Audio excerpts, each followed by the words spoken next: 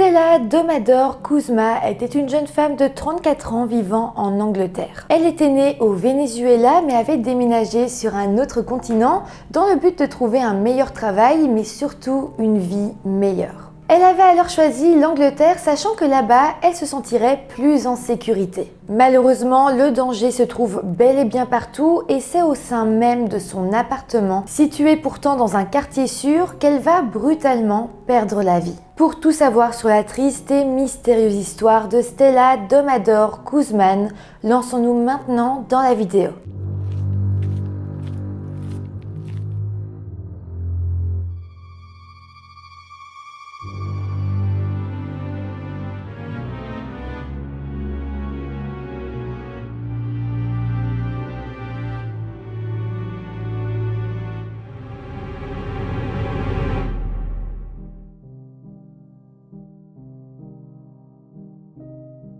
Hello tout le monde, j'espère que vous allez bien. On se retrouve aujourd'hui pour une nouvelle affaire, une histoire qui se passe en Angleterre comme vous l'avez compris dans l'introduction. J'ai choisi de vous raconter cette histoire aujourd'hui parce qu'elle montre bien que le danger peut parfois se cacher n'importe où. Stella se sentait à l'abri dans son appartement, se sentait à l'abri dans son pays et pourtant c'est là-bas que quelque chose d'atroce va lui arriver, c'est là-bas que le danger était.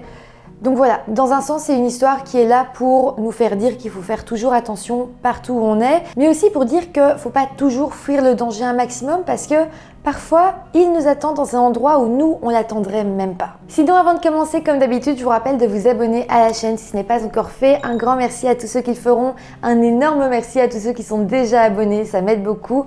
Donc voilà, et maintenant que tout ça est dit, eh bien, lançons-nous dans cette triste affaire. Stella Domador Kuzma est née en 1984 au Venezuela, dans l'état de Miranda. Alors j'ai peu d'informations sur son enfance, mais de ce que j'ai pu lire, elle a grandi dans une famille très modeste. D'ailleurs, en grandissant, Stella a donc très vite travaillé pour essayer d'apporter un peu plus de soutien financier à ses proches. Sa mère a d'ailleurs dit d'elle qu'elle était une femme forte et très travailleuse qui faisait toujours face aux problèmes avec le sourire.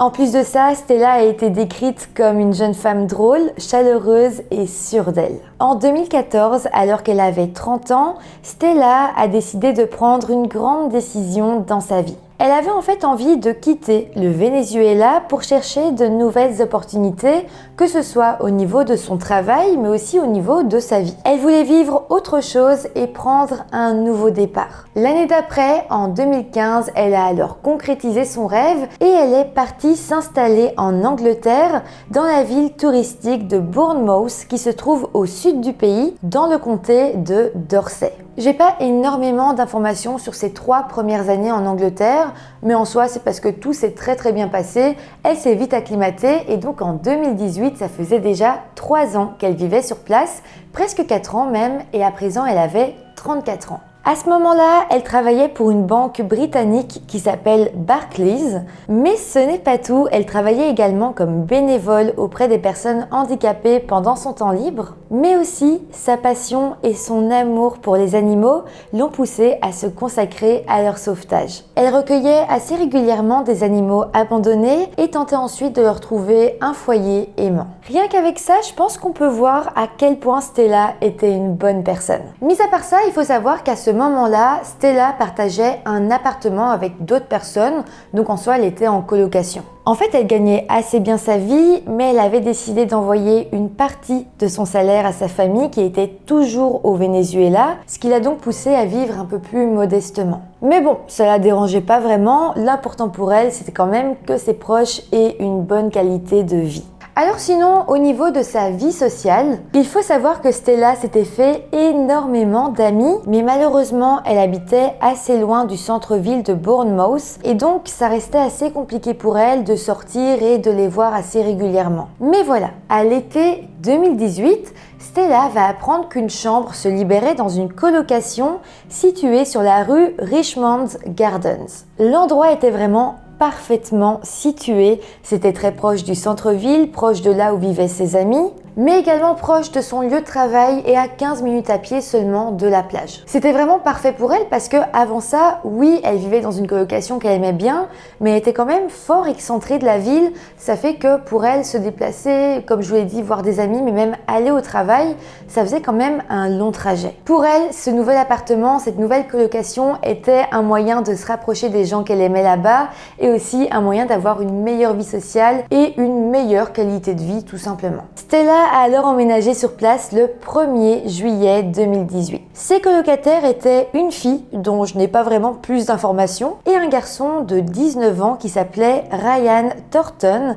et qui travaillait lui comme cuisinier dans un pub. D'ailleurs, Ryan était aussi tout nouveau à la colocation, il n'y était installé que depuis 9 jours lorsque Stella est arrivée. Mais à présent, plongeons-nous dans la journée du samedi 7 juillet 2018. À ce moment-là, ça faisait tout pile une semaine que Stella était arrivée dans son nouveau chez elle. Et en tout cas, ce jour-là, comme Stella ne travaillait pas, elle avait alors décidé de passer toute la journée à la plage avec ses amis. Et puis, à 19h, elle avait finalement décidé de rentrer chez elle. C'était donc une chouette journée, Stella s'était bien amusée, elle avait passé du temps avec les gens qu'elle aimait, tout allait bien. Mais à présent, laissez-moi vous parler de la journée de Ryan, donc le colocataire de Stella. Parce que vous allez voir, Ryan va jouer un rôle très important dans cette affaire. En fait, ce jour-là, Ryan fêtait ses 20 ans. Il avait alors passé toute la journée avec ses amis, il avait été manger et boire des bières avec eux, et en après-midi, il avait regardé le match de football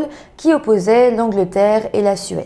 Après le match, il a continué à boire de l'alcool et puis il avait joué à des jeux vidéo chez lui. En soi, c'était une journée d'anniversaire assez festive et tranquille à la fois. Au final, la journée va donc se terminer, mais voilà, en plein milieu de la nuit, vers 4h30 du matin, quelque chose va se produire. Justement, à ce moment-là, dans la rue, très proche du bâtiment où il y avait la colocation de Stella et Ryan, 2 employés de bar marchaient, ils rentraient tout simplement chez eux après leur service. Mais voilà, alors qu'ils marchaient, ils vont croiser le chemin de Ryan. Là, c'est vrai que les 2 employés vont un petit peu trouver ça étrange parce que Ryan était un homme qui marchait seul dans la rue. Ok, pour le moment, rien de bizarre, mais il avait l'air totalement paniqué, il avait un comportement assez étrange. Et puis, d'un coup, Ryan s'était mis à crier à l'aide. Suite à ça, les 2 employés du bar se sont arrêtés à sa hauteur pour essayer de comprendre ce qu'il se passait. Et c'est là qu'ils avaient alors pu voir que Ryan saignait énormément. Ryan expliquera alors que quelqu'un l'avait poignardé, du sang coulait de sa jambe, il avait une grosse tache de sang sur sa chemise au niveau de sa poitrine et donc immédiatement les 2 témoins ont appelé les urgences et une ambulance est rapidement arrivée sur place. Ryan a alors été pris en charge par le service médical, il se faisait soigner, mais en même temps, des agents de police qui avaient également été appelés sur place lui posaient quelques questions. Il faut quand même se rendre compte que la situation était assez grave.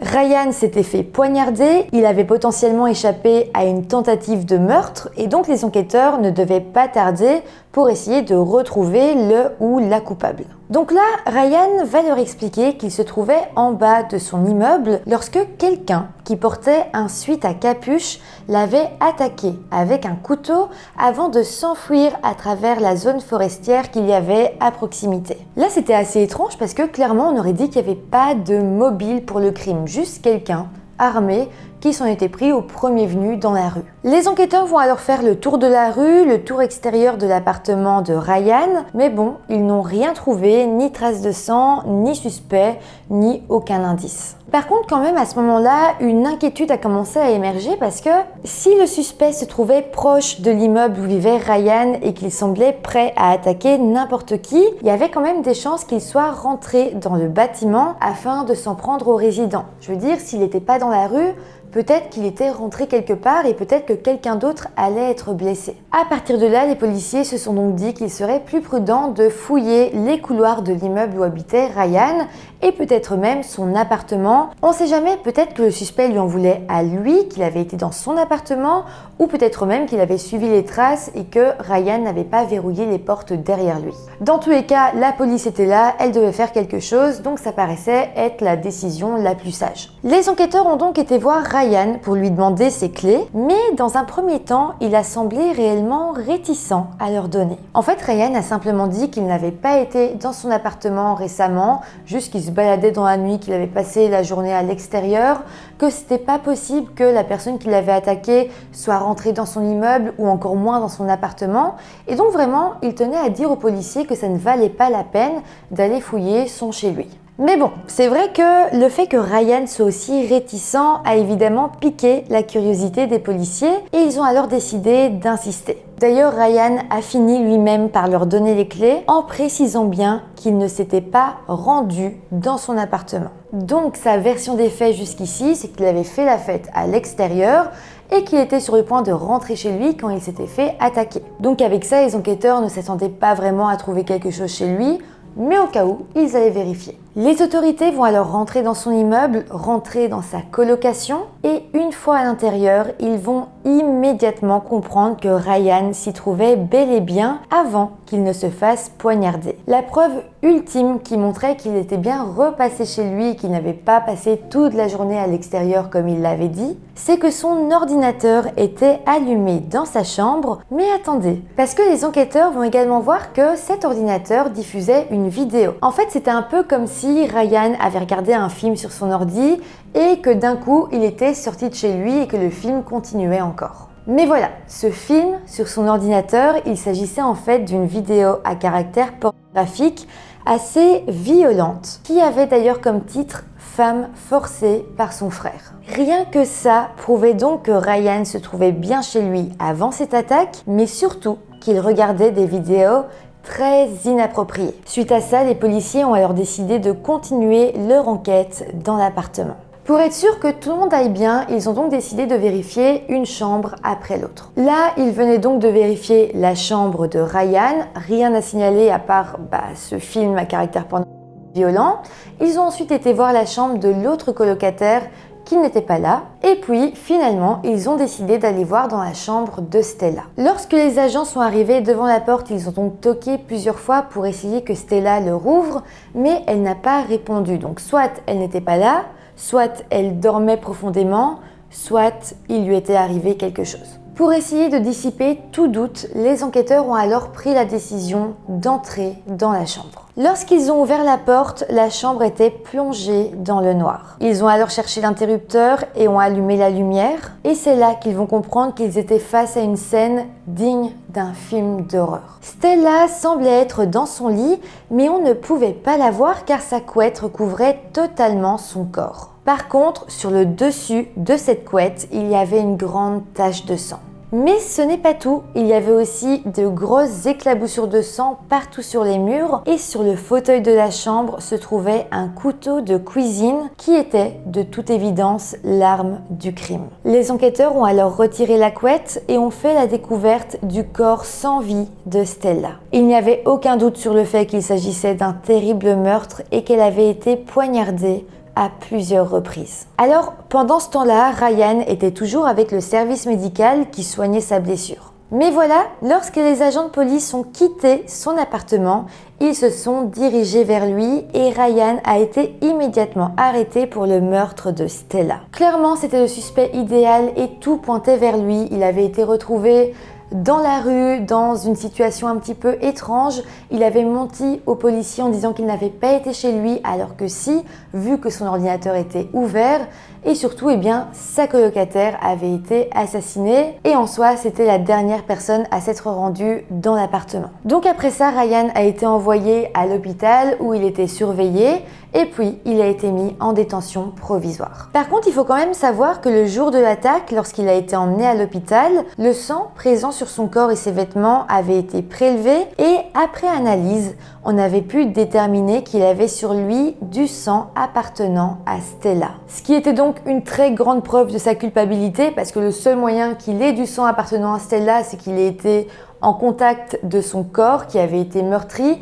Et comme il avait dit aux policiers ne rien savoir de ça, c'est qu'il avait menti et donc sans doute qu'il était coupable. En tout cas, par la suite, le corps de Stella a été envoyé auprès d'un médecin légiste. L'autopsie a alors permis de déterminer que Stella semblait avoir lutté avec son agresseur, mais qu'elle avait finalement reçu 17 coups de couteau, principalement dans le cou et la poitrine, ce qui avait provoqué une mort rapide. Mais ce n'est pas tout parce que lors de son examen gynécologique, le légiste a retrouvé du liquide séminal appartenant à Ryan, ce qui prouvait qu'elle avait été agressée sexuellement. Mais le plus sinistre dans tout ça, c'est que l'examen révélera que Stella n'avait pas été agressée de son vivant, mais bel et bien après sa mort. Ça veut donc dire que son assassin l'avait poignardée à mort avant de l'agresser sexuellement, ce qui est juste atroce. Sinon, du côté de sa famille, sa mère et son frère, qui je le rappelle n'avaient pas beaucoup de moyens, ont lancé une cagnotte en ligne afin de récolter de l'argent pour pouvoir se rendre en Angleterre. Parce que je le rappelle, eux vivaient toujours au Venezuela.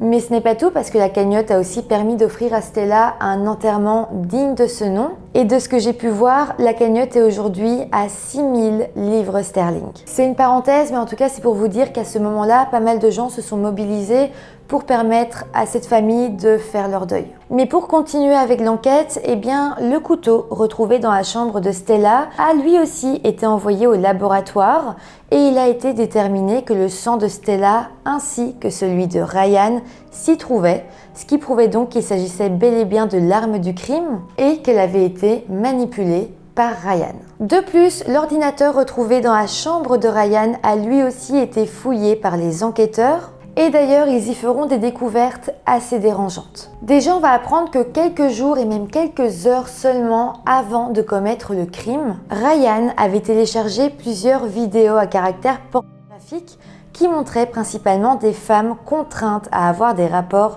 sexuels.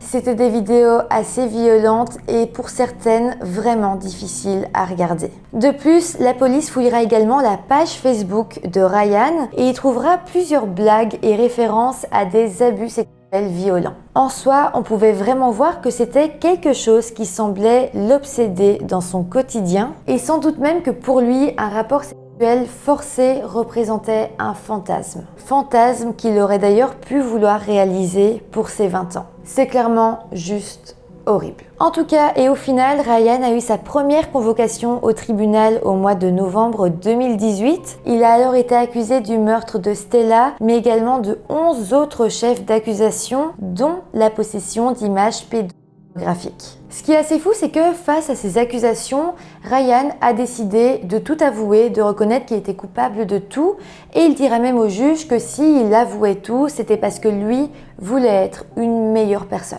D'ailleurs, en plus de reconnaître sa culpabilité, il a tenu à avouer tout ce qui s'était passé ce soir-là. Tout d'abord, il confirmera alors que son geste était bel et bien un fantasme qu'il avait voulu réaliser pour ses 20 ans. Il expliquera ensuite que cette nuit-là, il avait consommé de la drogue, des vidéos à caractère pornographique, et puis, à un moment, il s'était rendu dans la cuisine, avait pris du ruban adhésif et un couteau, et était rentré dans la chambre de Stella.